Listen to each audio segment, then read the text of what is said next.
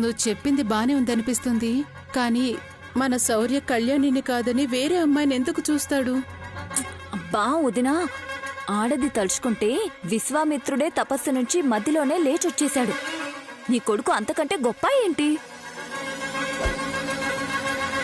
అయినా నేను రప్పించబోయేది మామూలు అమ్మాయిని కాదు, చూపులతో ఎలాంటి వాణ్ణైనా పడగొట్టేస్తుంది. అసలు ఆ గొడవంతా ఎందుకు? శౌర్యని పడేసి శౌర్యకి కళ్యాణికి మధ్య గొడవ పెట్టడానికి తనేం చేయాలో తనే చూసుకుంటుంది. మనకేం సంబంధం లేదు. అంటే ఇప్పుడు ఈ కళ్యాణితో విడిపోయి ఇప్పుడొచ్చేదాన్ని ప్రేమలో పడ్డాడే అనుకో, ఇప్పుడు దాన్ని నేను నా మూడో కోడలుగా చేసుకోవాలో ఏంటే? బా వదినా, కళ్యాణి ఏమీ వాళ్ళ మధ్యలోకి ఇంకో మనిషిని రానివ్వదు, వచ్చినా ఉండనివ్వదు. ఒక్కసారి కళ్యాణి వెళ్ళిపోయిందనుకో, ఇక జన్మలో మళ్ళీ కలవదు. అది కలవకపోయినా వచ్చింది కలిసిపోతే? వదినా, మనం రప్పించే అమ్మాయి అలాంటి రకం కాదు. డబ్బులిచ్చామా, వచ్చిందా, పని చూసుకుందా, వెళ్ళిపోయిందా, ఎక్కడా ఒక చోట ఉండదు. అలాంటి అమ్మాయి నీ గుప్పెట్లో ఉంటే మంచిదే కదా. అంటే వచ్చిన దాన్ని పూర్తిగా మన చేతుల్లో పెట్టుకోవాలన్నమాట.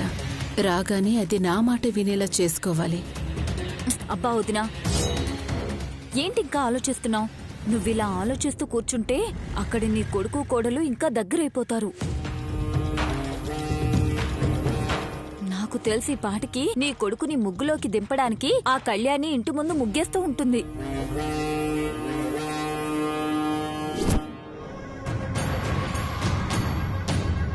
నేను చెప్పానా అది ముగ్గేస్తూ ఉంటుందని? వచ్చి చూడు.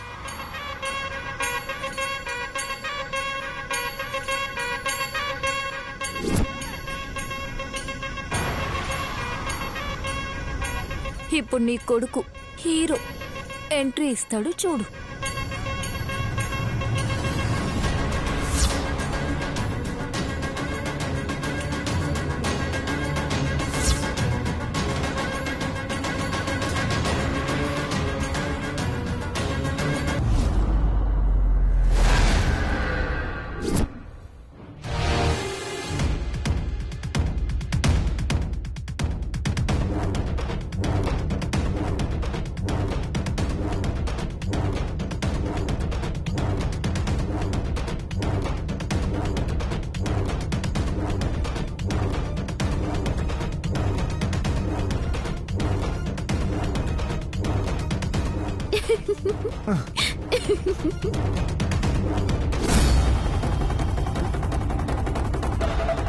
నా మీదే రంగులేస్తావా నిన్ను?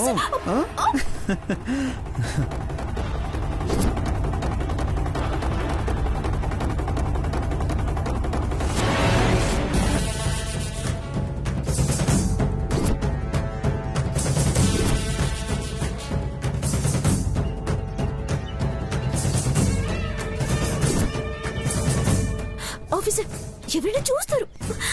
చూస్తే ఏమనుకుంటారు?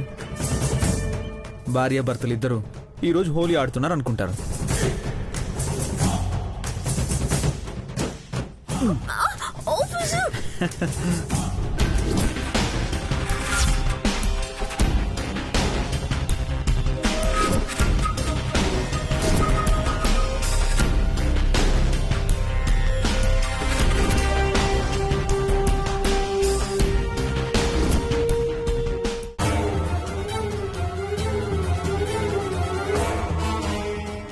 నిన్ను కళ్యాణి, శౌర్య,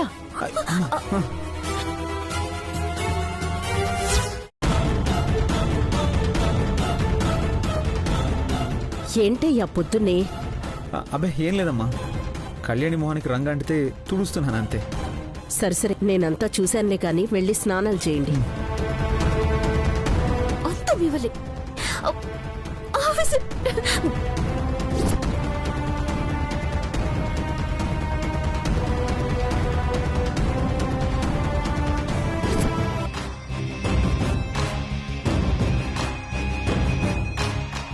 ఇప్పుడేమంటావు వదినా?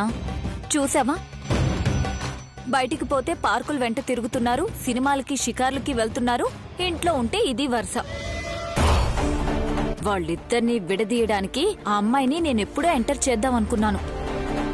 కానీ ఇంట్లో ఎవరూ నా మాట వినరు కదా, అందుకే గమ్మునున్నాను. సరే, ఇంతకీ ఆ అమ్మాయి ఎవరు? నేనొకసారి ఆ అమ్మాయిని కలవాలి. తనతో మాట్లాడి నాకు నచ్చితే అప్పుడు రంగంలోకి దింపుదాం. ఆ అమ్మాయి గురించి అస్సలు ఆలోచించాల్సిన పనే లేదొదినా. తెలిసిన వాళ్ల ద్వారా అమ్మాయిని పట్టుకున్నాను. ఏదేమైనా నేనొకసారి చూడాల్సిందే.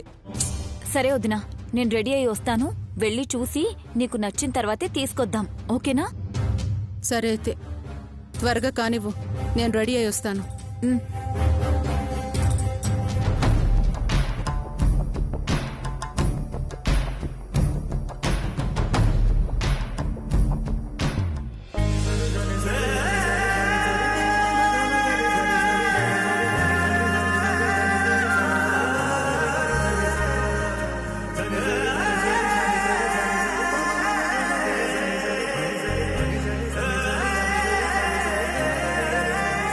పోయిందా? లేదు.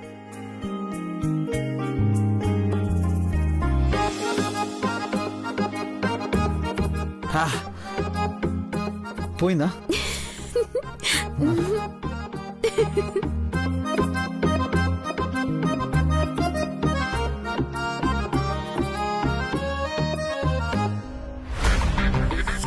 చూసావా, ఈ రంగు పోవట్లేదు.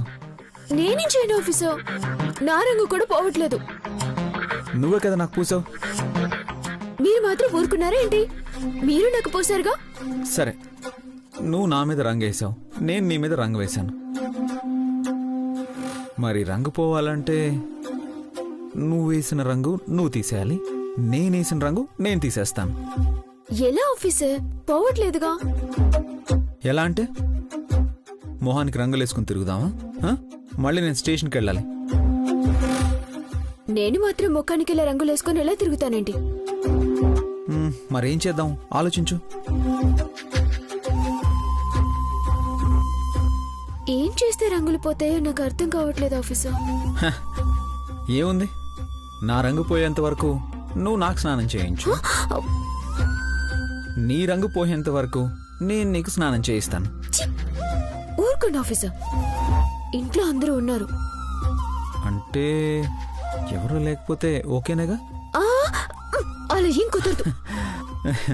మరి ఈ ప్రాబ్లంకి సొల్యూషన్ ఏంటి? ఈ రంగు ఎలా పోవాలి, ఎలా బయటికి పోవాలి చెప్పు. రంగు మీకే కాదు కదా, నాకు కూడా ఉంది కదా. నీకేంటి, ఇంట్లో ఉంటావు, గదిలో నుంచి బయటికి రావు. కానీ నేను అలా కాదు కదా. బయటికి వెళ్తే అందరూ నన్ను చూసి నవ్వుతారు. మరేం చేద్దాం ఆఫీసర్? నాకున్న ఆప్షన్ అయితే అదొక్కటే కనిపిస్తుంది. బాగోదు ఆఫీసర్, నాన్న ముందే అత్తయ్య ఉన్నారు, అమ్మ కూడా ఉంది. సరే, ఫైనల్ గా నీకు ఒక ఆఫర్ ఇస్తున్నాను. ఏంటది? నీకు నేను స్నానం చేయిస్తే బాగోదు, నాకు నువ్వు స్నానం చేయిస్తే బాగోదు. సో ఇద్దరం కలిసి స్నానం చేస్తే అప్పుడు మాత్రం చూడరా ఏంటి? వాళ్ళు చూసేలోపు మనం స్నానం చేసేద్దాం. కానీ కానీ ఏం కాదు, ఏం కాదు.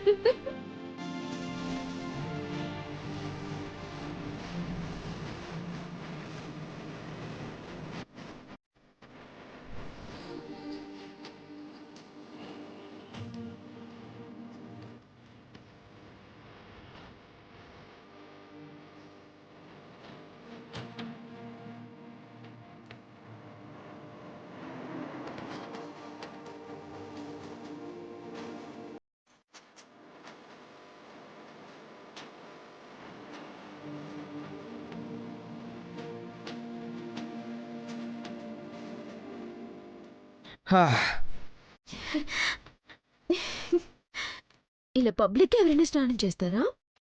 మానిల్లు మానిష్టం. 4 నెలలు గ్యాప్ వచ్చేసరికి మీరు అస్సలు నా మాట వినట్లేదు. అర్థమైంది కదా, ఈ రోజు నుంచి ఇలా ఆగే స్నానం చేద్దాం. అప్పుడు కానీ ఆ తేనె ప్రాణం తీయదు. హే, మధ్యలో మా అమ్మ ఎందుకులే. ఆఫీసర్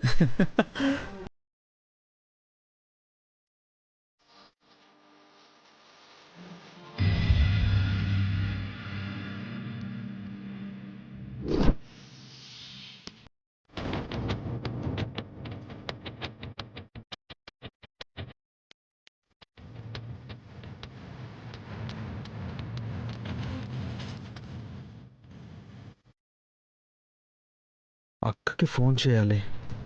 ఎలా చేయాలి?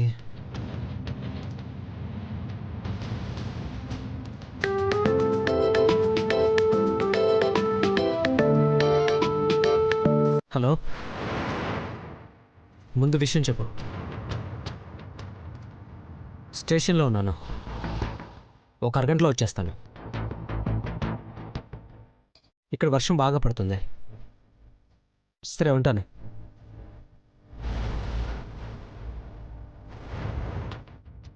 అన్నా, ఒక మాట. ఏంటి? సెల్లోనే ఉన్నాను కదా, దగ్గరికి వచ్చి మాట్లాడొచ్చు కదా. చెప్పు. ఏం లేదన్నా, జైలు తిండి తిని తిని బోర్ కొడుతుంది. బయట నుంచి ఏదైనా బిర్యానీ తెప్పిస్తావేమో అని. ఇది జైలు అనుకున్నావా, నీ అత్తగారు ఇల్లు అనుకున్నావా? ఇక్కడ పెట్టిందే తినాలి. బయట నుంచి తెప్పిస్తే మా ఉద్యోగాలు పోతాయి. ప్లీజ్ అన్నా, అసలు ఏం తినబుద్ధి కావట్లేదన్నా. ప్లీజ్ అన్నా, నా కోసం లేదు. ప్లీజ్ అన్నా. అదేం కుదరదని చెప్తున్నాను కదా. ప్లీజ్ అన్నా. కుదరదు, అస్సలు కుదరదు. సర్లే అన్నా, ఏదైనా హెల్ప్ చేస్తావు అనుకున్నాను. కుదరదంటున్నావుగా, సర్లే వెళ్ళు. నన్ను అడిగితే అడిగావు, మా వాళ్ళని ఎవరినైనా అడిగావు అనుకో, లోపలికి వచ్చి కొడతారు.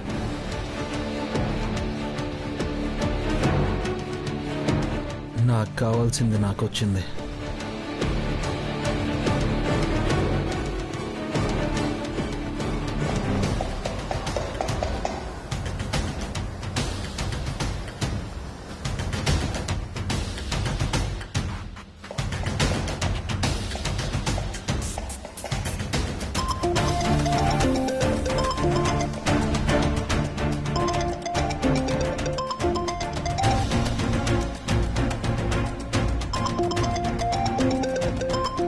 ఎవరిది కొత్త నంబరు?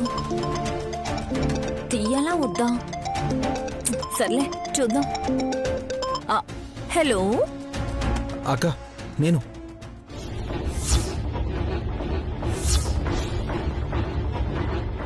అదేంట్రా జైల్లో ఉన్నా? ఈ ఫోన్ నీకెక్కడిది?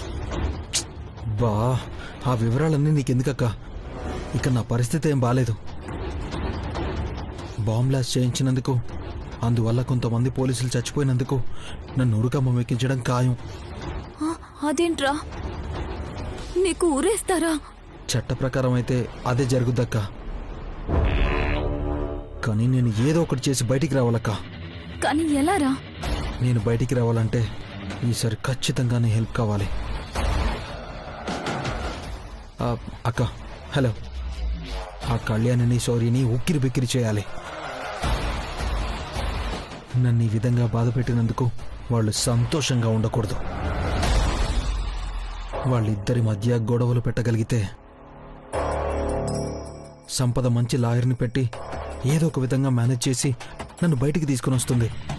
నేనేం చేయనురా, నువ్వు చెప్పిన ఐడియా దమయంతి వదినతో చెప్పాను, వింటేనే కదా. ఏంటక్క, ఎందుకు వినదు? చెప్పే విధంగా చెప్పు. చాలా చెప్పానురా, కానీ అమ్మాయిని ముందు చూపించాలంట, ఏదో పరీక్ష చేయాలంట. అదెలా కుదురుతుందిరా? ఈమేదైనా 4 ప్రశ్నలు అడిగిందే అనుకో, ఆ అమ్మాయి నాకు అవసరమా అని వెళ్ళిపోతే? పరీక్షలు పెడుతుందంటనా? ఇదేమన్నా ఎగ్జామా? ఏమో, ఎంత చెప్పినా వినట్లేదు. నేను తనతో మాట్లాడితే గాని తనని ఇంట్లోకి రానివ్వను అంటుంది. అవును, ఇంతకీ ఆ అమ్మాయి మన మాట వినే పద్ధతి గల అమ్మాయే కదా? పద్ధతి గల అమ్మాయి అయితే మనలాంటి వాళ్ళతో చేయింది కలుపుతుందక్క. అది నాకంటే పెద్ద కంత్రి. దాన్ని గాని ఇంట్లోకి తీసుకెళ్లామంటే మనం ఏం చేయాలనుకున్నామో అవన్నీ తనే చూసుకుంటుంది.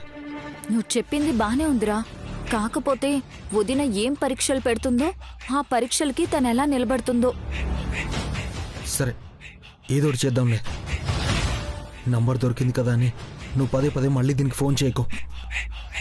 అది ఇది వేరే కానిస్టేబుల్ దగ్గర కొట్టేశాను. అరే అరే తమ్ముడు, అరే ఛే! ఈ వెధవ జైల్లోకి వెళ్ళినా మారలేదా?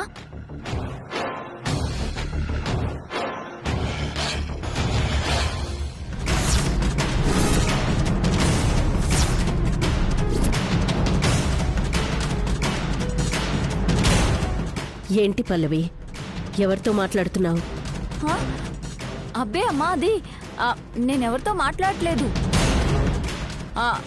సోషల్ మీడియాలో నా వీడియోలు పోస్ట్ చేసుకుంటున్నాను. సినిమాలో డైలాగులు ఉంటాయి కదా, అవి ఇలా చెప్పుకుంటూ పోస్ట్ చేసుకుంటున్నాను. మళ్ళీ మొదలు పెట్టావా? చాలా మంది చేస్తున్నారు కదమ్మా, అందుకే నేను కూడా చేస్తున్నాను.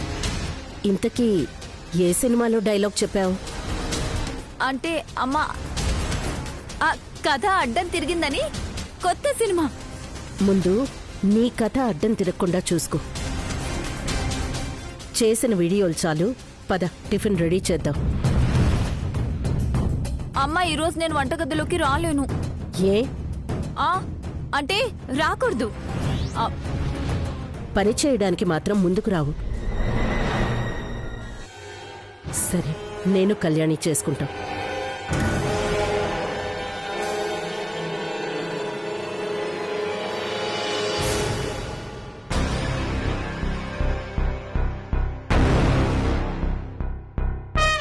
అత్తయ్య,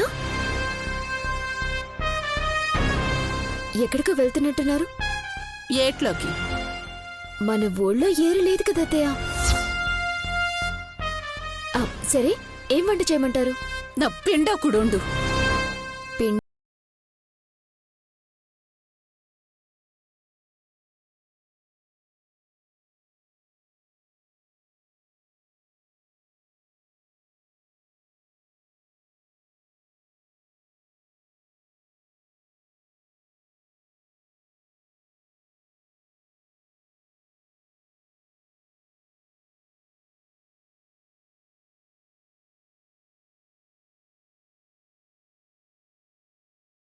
ఏమంటారు? ఏదో ఒకటి వండి తినవే, నేనిప్పుడు బయటికి వెళ్ళాలి. అత్తయ్య,